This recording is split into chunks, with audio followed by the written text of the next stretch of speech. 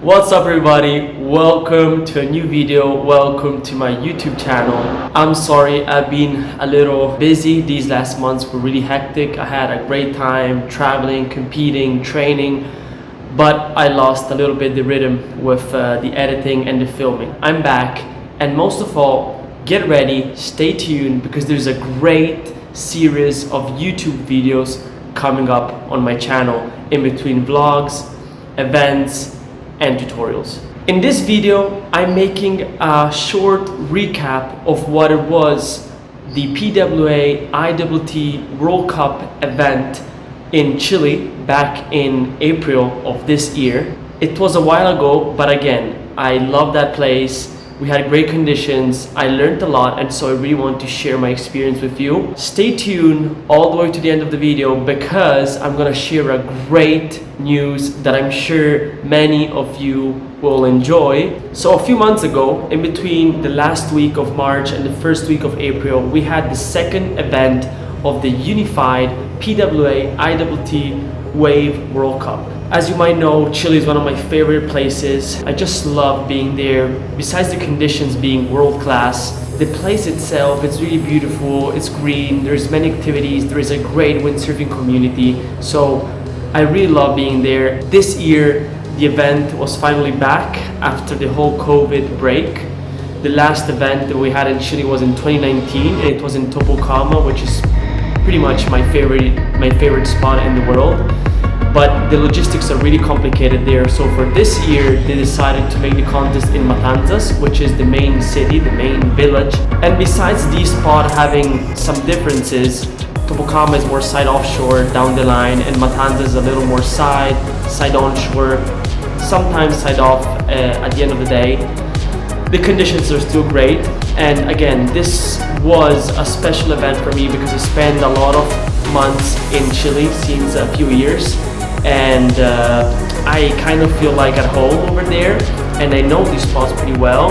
I've been training from December all the way to March in Matanzas and Topocama, and even though I had a few injuries here and there throughout those months, especially like my right foot ligaments were a little torn during a jump. Besides that, I was feeling really great, and I really wanted to do well for the event.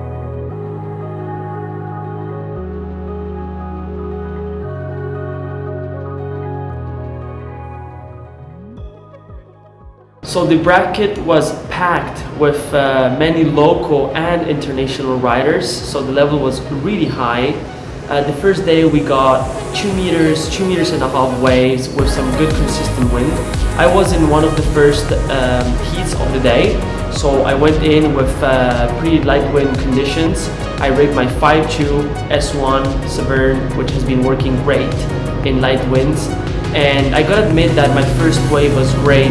I had some really good turns, I really felt in the rhythm, I was calm in the water, I was confident. And then I was able to catch a second wave that was kind of average, not as good as the first one, but overall these waves permitted me to win my heat and advance directly to round 3, and so avoid the round 2, which is the elimination round. In the third round, I got Dieter van der Reyken, really known international rider, which is really good in freestyle waves disciplines. And then I got local French rider, Kylian Ducodec, which is a really good rider over there. He knows the spot really well.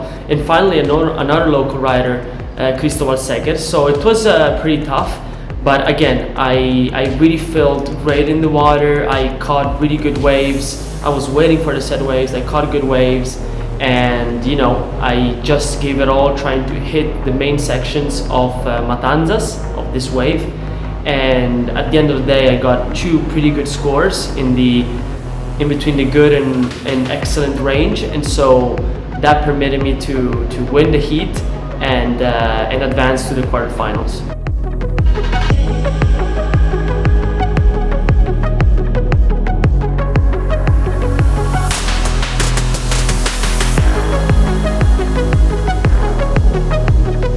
The day of the quarterfinals, the conditions were a little more inconsistent. So We were having 2.5 meters waves coming in, but the sets were kind of slow. It was a little trickier. I got a pretty tough heat. I got Camille Jouban and Leon Jamaire mostly in my heat, which are two incredible riders. Given my confidence and local knowledge, I believed I could have made it, but I knew that it was going to be tough and that I needed to get the best waves. And basically that's a bit what happened. You know, I've been waiting for the set waves that in a way never arrived, and when it was a little too impatient, I just caught a wave, and then going out I saw the good one coming. So that was my main mistake. I caught two waves that weren't good waves, and so overall my scoring wasn't that good, and that's pretty much why I couldn't pass and I couldn't make it all the way to the semi-final, which I was pretty disappointed, because my goal was to make it to the final. I knew the conditions. I've been training a lot, and I was feeling ready and you know, good.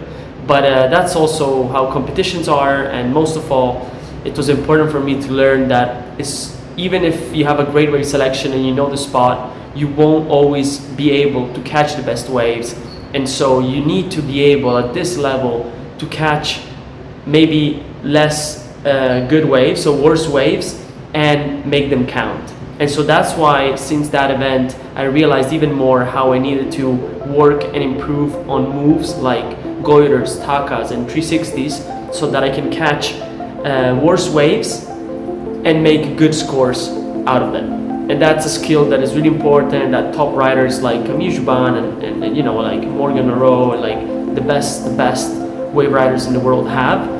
So that's what I learned. I was disappointed, but I tried to look at it as a lesson. At the end, I ended up in 9th place overall in this 4-star World Cup event in Chile, which wasn't my goal, but at the end of the day, it taught me something. Overall, I was happy with my performance, with my sailing, because I was feeling great and I was riding well, and I got, you know, some good compliments from the judges, from other riders, so I was confident on that side.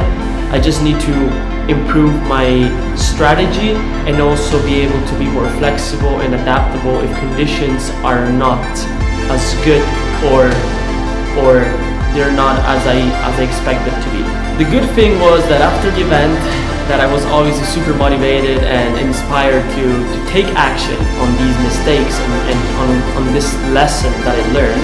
We got plenty of conditions, and so in between Topocama, where I scored some pretty much solo sessions with really good waves,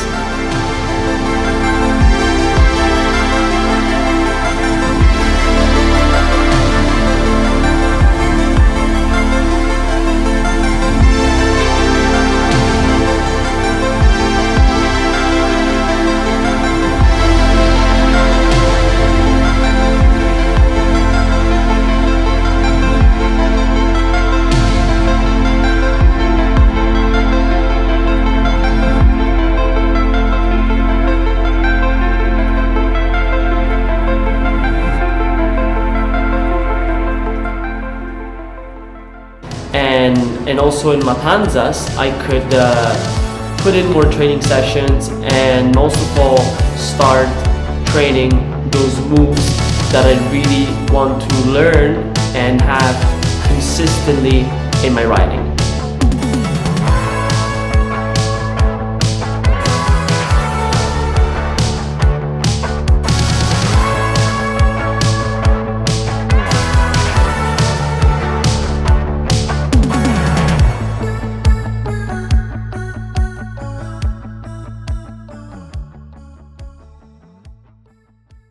At the beginning of the video, I told you that there was going to be a great news for you. What I want to share with you is that for many years, I received many comments and messages from people saying that I was really lucky to be able to travel to all these dream places.